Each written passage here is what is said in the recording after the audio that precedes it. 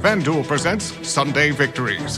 When your internet goes down while you're streaming the Super Bowl, but it's game on once you guess your neighbor's Wi-Fi password. It was password. You bet and you won in the game of life. Now, if you want to bet on the game of football, try FanDuel. New customers get a no-sweat first bet up to $3,000 back in free bets. 21 plus and present in Virginia. First online real money wager only. Refund issued as non-withdrawable free bets that expire in 14 days. Restrictions apply. See terms at sportsbook.fanduel.com. Gambling problem? Call 1-800-GAMBLER.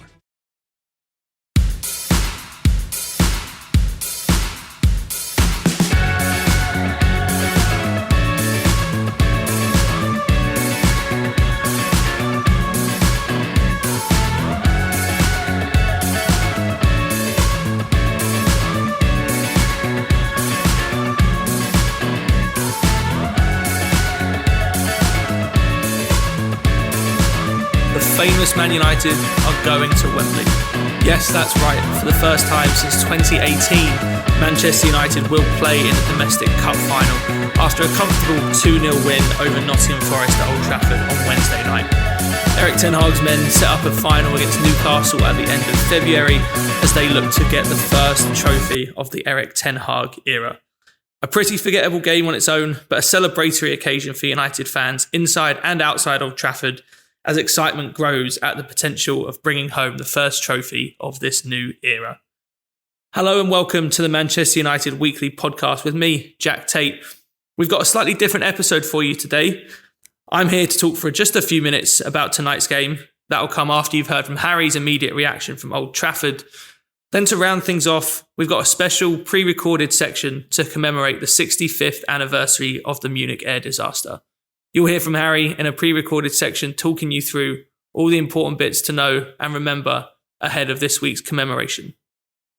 To kick things off, let's throw it to Harry for his immediate reaction from Old Trafford with a particular focus on the return of Jadon Sancho and some Bruno Fernandes magic. Well, let's start with one thing, Wembley.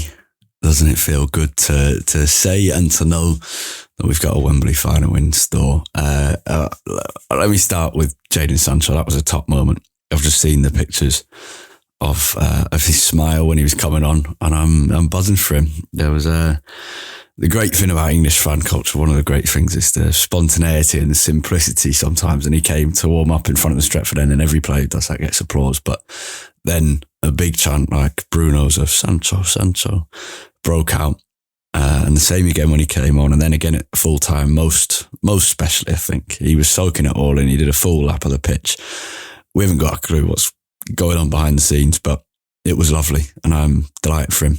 It was enough to bring a smile to anyone's face. Yeah, really lovely. And he played well. Came into the side at number 10, which was really interesting. I think some people have, I think one of our patrons might have suggested Sancho at number 10 before. Obviously, when he was at Borussia Dortmund, he played on the wing, but would often come inside a lot. He looked good. Some great moments. I'm pleased for him. It was the perfect opportunity for him to come in and handled well by Ten Hag. And I loved the smile on Sancho's face when he was about to come on, but the smile on Ten Hag's face as well, as if to say, go on, son, enjoy it, was great. Ten Hag's handled the whole thing well. United are into a final with a 5-0 aggregate win in a semi-final. You can only spin that in one way. It's brilliant. Like the Reading game, this had a similar feeling at half-time of, that's all right, but this is our near strongest team. Come on, lads, what can we do here? We got enough in the second half to be happy with that. A bit of entertainment, and that's what you want when you go into a game on a Wednesday night. The goals, Martial a bit fortunate for this one. Hardly an inspiring performance from him, but good for him to at least get on the score sheet. He messed up the pass to Rashford a bit, really, and was fortunate to score. Bruno's pass for the second, beautiful. Beautiful. He had a great game. Showed leadership. Garnacho was getting hit time and time again and pulled back as well. The referee wasn't protecting him very well at all. Bruno came in soon enough after with a strong shoulder on his man, and then a strong word in his ear after as well. It's the little things, and I think that was appreciated by Garnacho, certainly appreciated by the fans as well. Rashford got the assist for Fred's goal after Bruno's pass, averaging a goal or assist now every 60 minutes since the World Cup. That is outrageous and brilliant. So it's all good tonight. Palace on Saturday, that'll be a good game. Our first Saturday 3 p.m. match in God knows how long. Always a special day, the match closest to the anniversary of the Munich Air Disaster, which you'll hear me talk about a bit later. There's lots of games in February. One is out the way, another coming up quickly. It's an exciting month coming up. Leeds twice, Barcelona twice, a Wembley final. Erik Ten Hag, what a man. Let's enjoy it. Harry, absolutely spot on about how exciting February 2023 is going to be as a Manchester United fan. 2 games against Leeds, a home and away against Barcelona, a trip to Wembley for a League Cup final. You can't really ask for much more than that to get excited about as a fan. It's going to be a month with a lot of challenges for United, especially given the Eriksen injury. When we recorded earlier this week, that the severity of that injury wasn't known. So obviously since found out it's going to be 3 months or so for Eriksen to come back. We've then signed Sabitzer pretty much as sort of a direct replacement for Eriksen with a slightly different profile, but will probably play that same role. So there's going to be challenges for United, but there's a lot to be excited about, a lot to look forward to. I think coming out of tonight's game, the game itself was, as I mentioned at the beginning, a pretty forgettable affair. Definitely not one that the game itself anyway is going to live too long in the memory. Thought United did okay for the most part. We, dominated the game, controlled the game pretty well, really limited Nottingham Forest's opportunities on the counter-attack, which is always kind of the risk in a game like this. Didn't create a whole lot. I thought the front three were slightly disjointed in the first half. But all in all, it was always going to be a slightly subdued occasion, I think, given, at least in terms of the intensity and tempo of the match itself, just given the lead that United brought into the game. But in the end, did enough. I thought, especially, it was quite a poignant moment for me when Sancho came on and you had Rashford, Martial, Sancho and Bruno Fernandes all on the pitch together. How few times have we ever seen that quartet on the pitch? It's been so few and far between.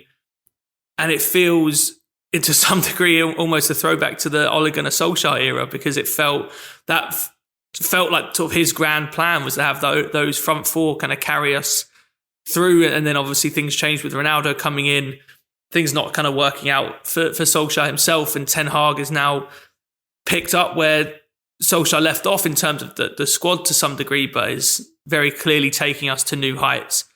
It was brilliant to see Sancho back.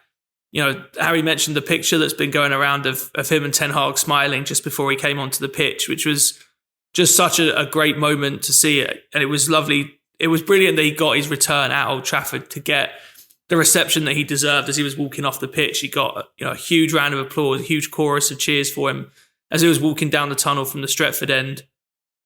It can only be a good thing for United to have Sancho back. Thought he did okay when he came on. He had made some really nice runs. As Harry mentioned, played in the number 10 role and pushed Fernandes out wide, which has been a kind of a feature to some degree of Erik Ten Hag's time as United manager so far. This willingness to push Fernandes out wide and have slightly unexpected players coming into that number 10 role. McTominay's played there at times this season. Eriksen has very rarely played there, which is kind of where we expected him to play.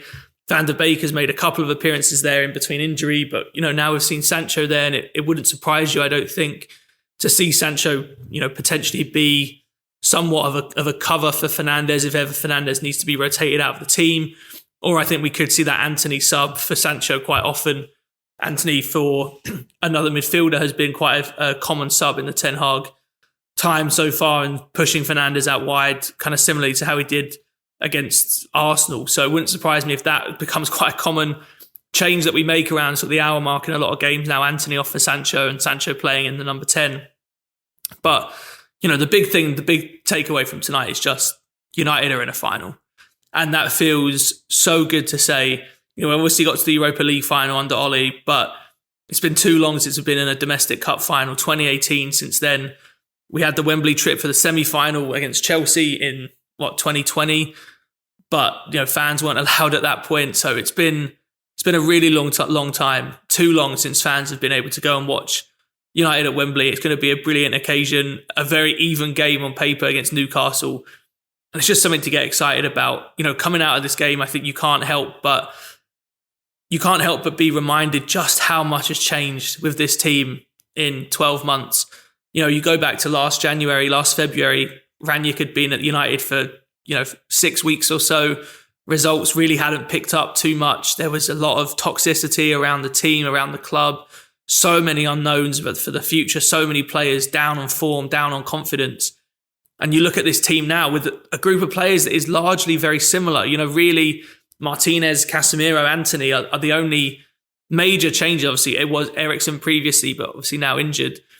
Malacia we have as well, but he's obviously more of a backup. This is largely the same group of players that we've been having for the last few years, and the way that Ten Hag has got this team improving, playing. This is now 12 wins in a row at Old Trafford, something we haven't done since Alex Ferguson's time at United.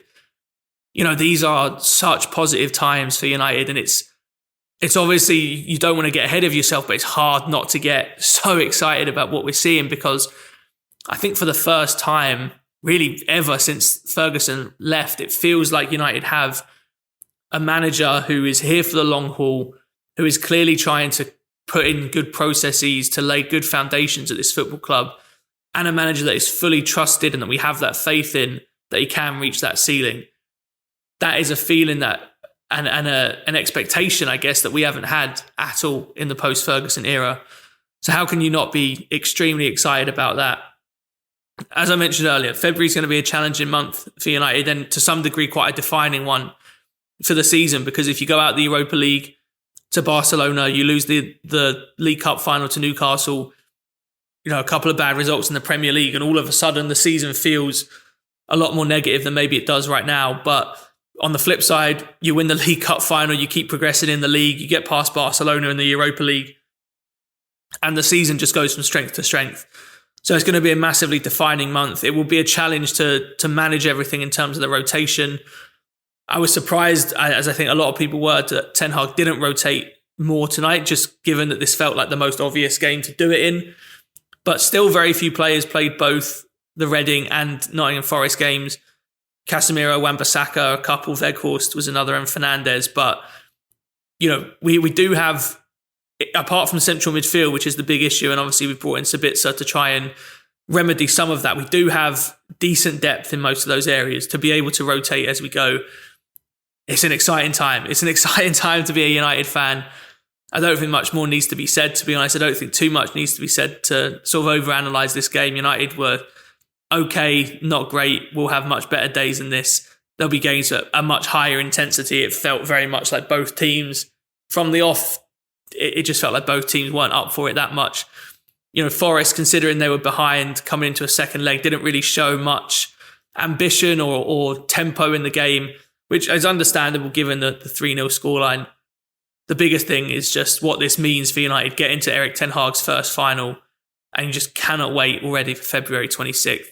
Just roll on Wembley, and fingers crossed we see this United team lifting the League Cup. It would be a special, special day, and like I said earlier, just a really poignant time, I think, to reflect on how far this team has come and where we might be going under this, brilliant bald manager that we have, that we all are, I think, very understandably falling in love with very, very quickly. That's going to be all from me. I don't think the Forest game needs to be overanalyzed too much. Next, you'll be hearing from Harry, as he has a small section talking about the Munich Air Disaster and the 65th anniversary of the Munich Air Disaster that will be commemorating at Old Trafford and during Saturday's game against Crystal Palace. Listen to Harry on that, some of the history of the accident, some of the ways United will be commemorating it, and in particular, his experiences being part of the United programme staff writing about the Munich Air Disaster for the last couple of years.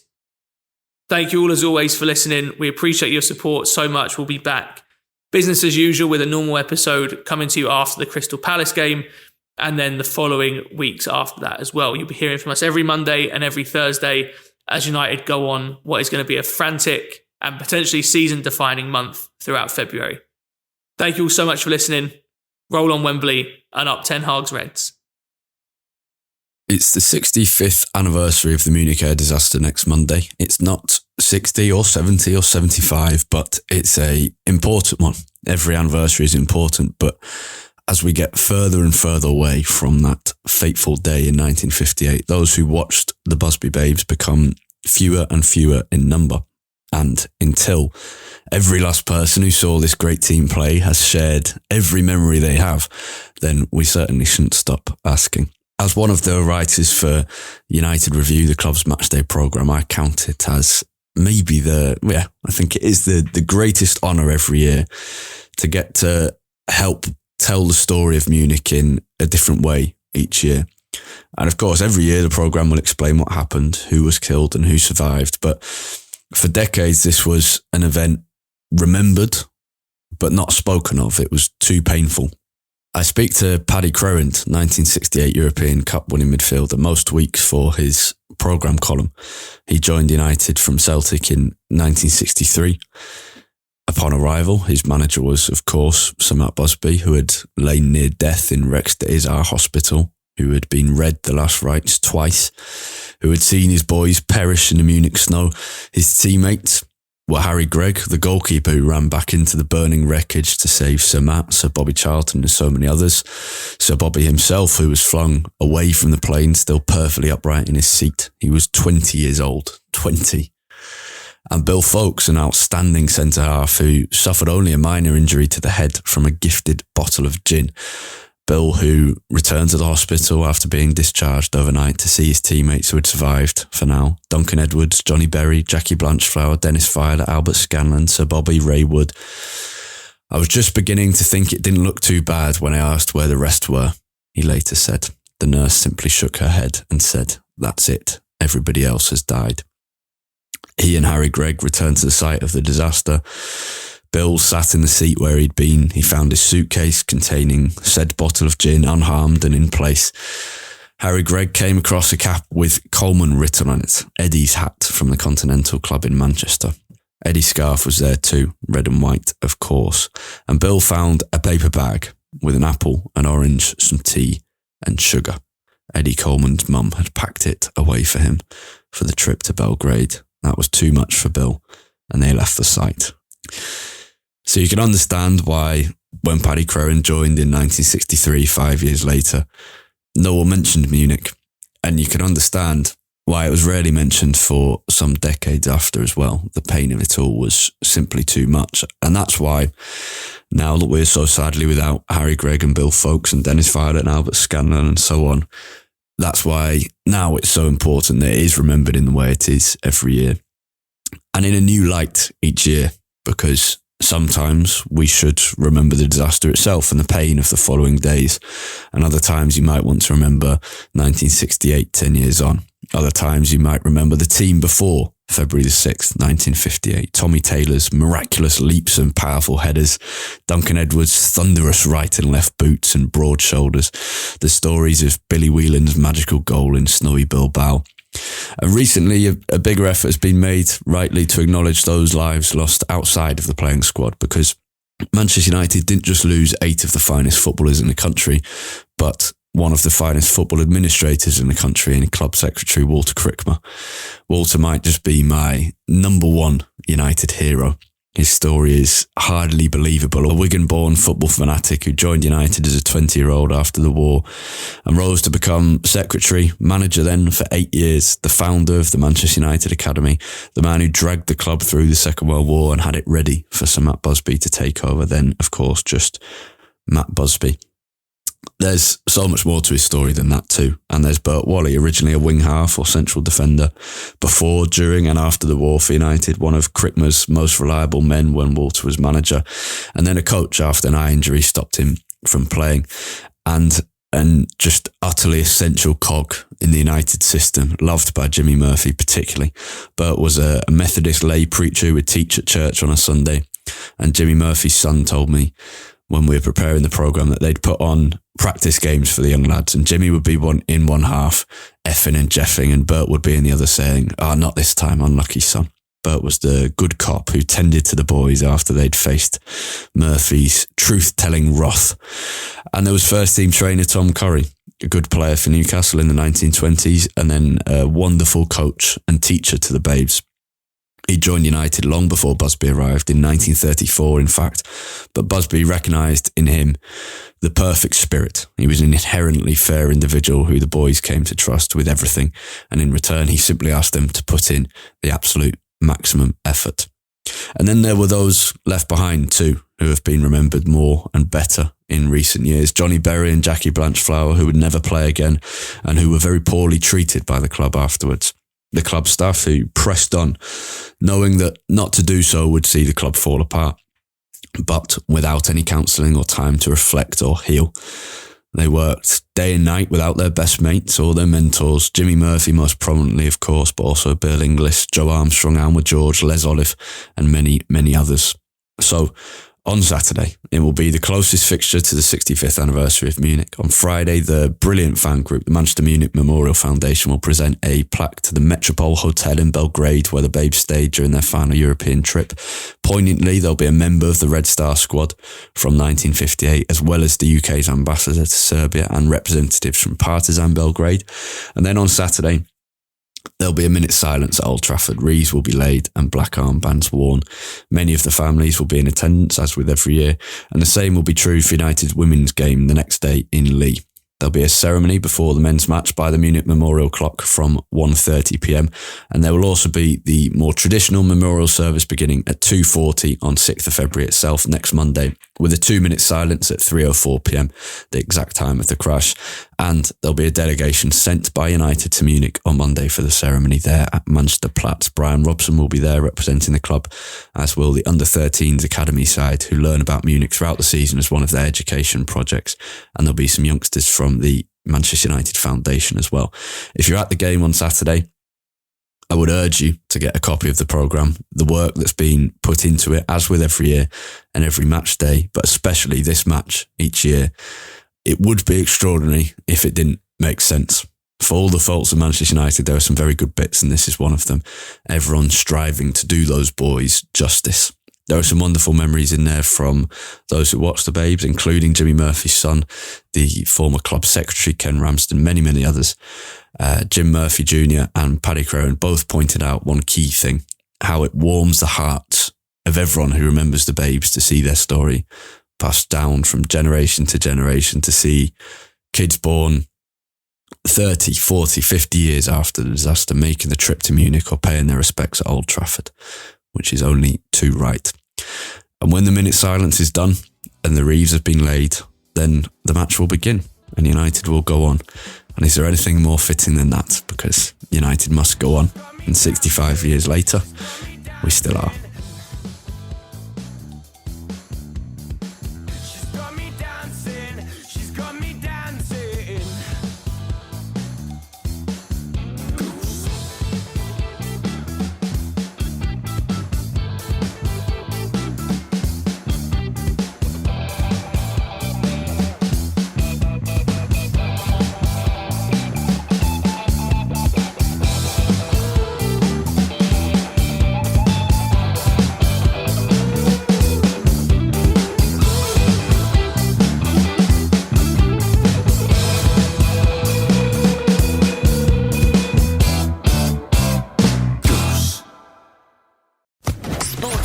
Podcast Network. Football Social Daily. This week on Football Social Daily, we've been speaking to former West Ham and Wolves winger Matt Jarvis. I was actually going away on a boys' holiday. I was just about to get in the taxi to go to the airport, and I got a call from my agent to say that Mick McCarthy wanted to meet me in Portugal. I then flew to Portugal, met Mick McCarthy, flew back, signed my contract. I shared a lift with him and his wife to the airport. We all got on the same flight to Marbella. I went one way and he went the other, and I met my mates in Marbella. You can hear the full chat with Jarvo on Football Social Daily, wherever you get your podcasts. Football Social Daily, the Premier League podcast.